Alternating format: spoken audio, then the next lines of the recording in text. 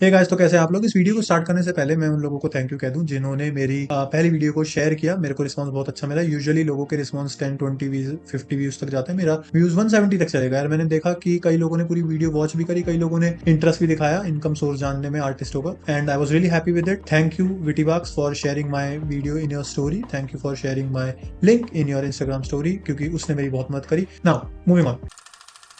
इस वीडियो का टॉपिक होगा कि कैसे मेरे को मेरा पहला सिंटीक 16 मिला था। ये टैबलेट जो है, जो स्क्रीन टैबलेट है, ये मुझे वाया वैकॉम मिला था। ये मैंने खरीदा नहीं था, एज अ रिवॉर्ड मिला था बिकॉज मैं पोर्टफोलियो रिव्यू सेशन में सिलेक्ट करा गया। सो सबसे पहले बात करते हैं कि ये कौन से साल मिला था। इट वॉज 2021, जब कोविड चल रहा था। कोविड चलने के टाइम पे ये मान लो मिड 2021, बेसिकली जुलाई में पोर्टफोलियो रिव्यू सेशन हो रहा था। क्लिप स्टूडियो पेंट पे मेरे को न्यूज मिली थी। क्लिप स्टूडियो पेंट की ऐप मेरे पास थी ऑलरेडी, मैंने बहुत पहले से सब्सक्रिप्शन ले रखा है उसका। सब्सक्रिप्शन नहीं, मेरे पास एक्चुअली लाइफ टाइम लाइसेंस है जो कि मैं हर साल अपडेट करता रहता हूँ, राइट। सो उस ऐप पे एक न्यूज मिली थी जहाँ पे मुझे पता चला था कि पोर्टफोलियो रिव्यू हो रहे हैं बैकग्राउंड आर्टिस्टों के और इलस्ट्रेटरों के। तो मैंने सोचा कि भाई क्यों ना इसमें एक बार पार्टिसिपेट करके देखा जाए, पता चल जाएगा कि मेरी स्किल लेवल क्या है, राइट। मेरा स्किल लेवल क्या है इसको लेके, क्या मैं इंटरमीडिएट पहुंचा हूँ, क्या मैं एडवांस हूँ, क्या मैं नू मतलब न्यूबी, राइट। सो मैंने भेजा जुलाई 22 को, मैंने अपना पोर्टफोलियो रिव्यू के लिए भेजा। बंच ऑफ आर्ट वर्क उसमें डाले मैंने, 5-6 के करीब थे, जिसमें से 2-3 थे जिनमें बैकग्राउंड था और कुछ थे जिनमें बैकग्राउंड नहीं था। मैं बस इसलिए भेज रहा था क्योंकि मैं पोर्टफोलियो रिव्यू करवाना चाहता था। योशिदा सान थे जो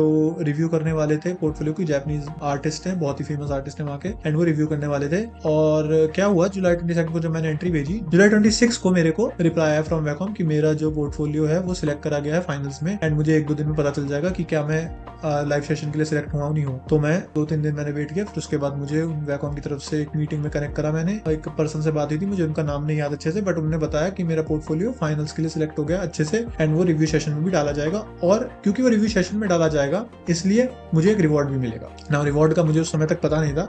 मैंने बस, जैसा कि मैंने बताया, पोर्टफोलियो रिव्यू के लिए डाल दिया था। मैंने सोचा बस रिव्यू हो जाए, देख रिवॉर्ड होगा नहीं होगा कोई फर्क नहीं पड़ता। तो उन्होंने मुझे बताया कि रिवॉर्ड के तौर पर मुझे सिंटिक 16 मिलेगा। उस समय मैं ऑब्वियसली ये सिंटिक 16 लेना चाहता था। क्योंकि मेरा जो हैंड आई कोऑर्डिनेशन है वो थोड़ा खराब था ग्राफिक टैबलेट पे, और स्क्रीन टैबलेट मेरे को ज्यादा इजी पड़ता, इसलिए मैं उस समय जमा कर रहा था पैसे। मेरे पास अराउंड 40-50 के हो गए थे, बट फिर मुझे पता चला इसके बारे में, एंड ऑब्वियसली वो पैसे मेरे सेव हो गए, एंड मुझे ये मिल भी गया। उस दिन जब मैं सिलेक्ट हुआ, उसके कुछ दिनों बाद, 1-2 दिन बाद लाइव सेशन हुआ। उसमें जूम मीटिंग में कनेक्ट हुआ। योशिदा सान ने मेरे आर्टवर्क को रिव्यू करा, एंड उन्होंने रिव्यू करके मुझे बताया कि मेरे कॉन्ट्रास्ट वैल्यूज में क्या चेंजेस कर सकता हूँ जिससे मेरे कैरेक्टर इलस्ट्रेशन में मेरे कैरेक्टर को ज्यादा एक्सपोजर मिल पाए, मेरे कैरेक्टर ज्यादा अच्छे से उभर के बाहर आ पाए इलस्ट्रेशन में, राइट। उन्होंने बताया मेरे को, एंड वो हो गया, राइट। तो उन्होंने मतलब पूरा दिखाया कि प्रोसेस क्या रहेगी, क्या तुम बैकग्राउंड को कैसे लाइट कर सकते हो, कैसे कलर्स को ज्यादा पॉप आउट कर सकते हो, वगैरह वगैरह। ये सब चीजें वैसे उन्होंने मुझे 6 से 10 मिनट के अंदर में बताई थी, क्योंकि ऑब्वियसली 5 और आर्टिस्ट थे जो सिलेक्ट हुए थे, और सबको एक टाइम फ्रेम दिया गया था, टाइम विंडो दी गई थी। उस टाइम विंडो में आप बात कर सकते थे उनसे। और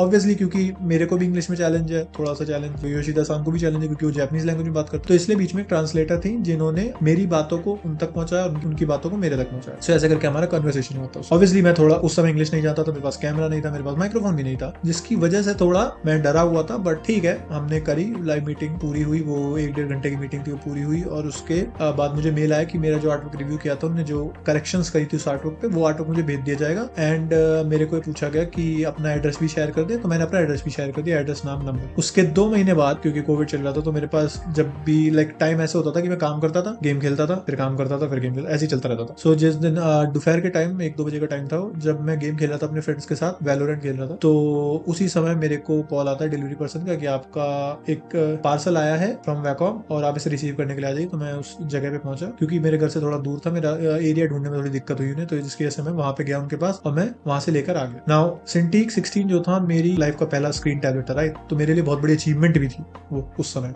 ऑब्वियसली मेरा आर्ट वर्क भी उन्हें पसंद आया, इसलिए मैं सिलेक्ट हुआ, तो वो भी एक बड़ी अचीवमेंट थी मेरे लिए, राइट। और उसके बाद से मैंने सिर्फ सिंटीक पे ही ड्रॉ किया है 5 सालों 4 साल हो गए। 2021 मिला था मेरे को, 2025 चल रहा है अभी, तो मैंने 4 सालों से उसी पे ड्रॉ कर रहा हूँ। बीच में एक इशू आया था छोटा बहुत, जो कि वोल्टेज की वजह से आया था, क्योंकि मेरे पास यूपीएस नहीं था, पक्के तरीके से मैंने रिसर्च नहीं करी थी, जिसकी वजह से वोल्टेज वगैरह ऊपर नीचे होता था, तो सिंटिक को दिक्कत आती, तो मैंने यूपीएस वगैरह लगाया। उसके बाद से Syntic is working fine, and it's been a great experience for me. मुझे बहुत पसंद आया टैबलेट में, आज तक इस पे ही ड्रॉ करता हूँ, और मेरी प्रेफर्ड चॉइस भी यही रहेगी फ्यूचर में। होपफुली अगर मैं अपग्रेड कर पाया तो मैं अपग्रेड भी करूंगा, बट मेरे को ऐसा लगता है कि मैं ज्यादा अपग्रेडिंग लाइक प्रो सीरीज तक जा सकता हूँ ज्यादा, बट उससे ऊपर नहीं जाऊंगा, क्योंकि मेरे को पता है कि 16 inches is comfortable for me. उससे ऊपर जाना is, I don't think so कि लाइक मेरा एल्बो मूवमेंट इतना हो पाएगा, राइट।